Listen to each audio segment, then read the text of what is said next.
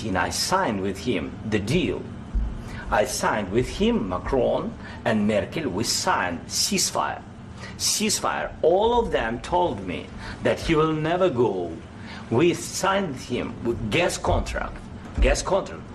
Yes, but after that, he broken this ceasefire. He killed our people and he didn't exchange prisoners. We signed the exchange of prisoners, but he didn't do it. What kind of diplomacy, JD, you are speaking about? What do you mean? I'm talking about the kind of diplomacy that's going to end the destruction of your country. Yes, but if you Mr. President, with respect, I think it's disrespectful for you to come into the Oval Office and try to litigate this in front of the American media. Right now, you guys are going around and forcing conscripts to the front lines because you have manpower problems. You should be thanking the President for trying to bring an end to this conflict. Have you ever been to Ukraine that you say what problems we have? I have been to. Count once. I've actually watched and seen the stories, and I know what happens is you bring them on a propaganda tour, Mr. President.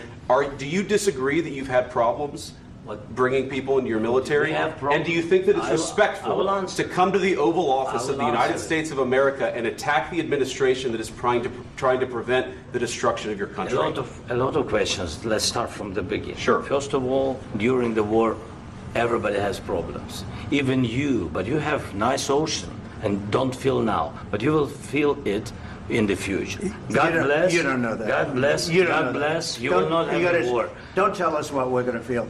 We're trying to solve a problem. Don't tell us what we're going to feel. I'm not telling you. Because you're in no position to dictate that. That's exactly what you're doing. You're in no position to dictate what we're going to feel. We're going to feel very good. You will feel influence. We're going to feel very good and very strong. You will feel influence. You're right now not in a very good position. You've allowed yourself to be in a very bad position, and he happens to be right about it. From the very beginning of the war. You're not in a good position. You don't have the cards right now. With us, you start having cards. Right now, you don't. You're playing cards. You're playing cards. You're gambling with the lives of millions of people. You're gambling with World War III. You're gambling with World War III. And what you're doing is very disrespectful to the country, this country, that's back to you, far more than a lot of people said they should have. Have you said thank you once? This entire meeting? No, in this entire meeting, have you said thank you? You went to Pennsylvania and campaigned for the opposition in October. Offer some words of appreciation for the United States of America and the president who's trying to save your country. Please, you think that if you will speak very loudly about the war, you can... He's not speaking loudly. He's not speaking loudly. Your country's in big trouble. Can I Wait a minute. No, you've done a lot of talking. Your country is in big trouble. I know. You're not winning. You're not winning this. You have a damn good chance of coming out okay because of us. Mr. President, we are staying in our country, staying strong from the very beginning of the war. We've been alone, and we are thankful. I said thanks in this cabinet. You haven't been alone. In this cabinet. We gave you, through this stupid president, $350 billion. We gave you military equipment, and your men are brave, but they had to use our military. What about if you didn't have our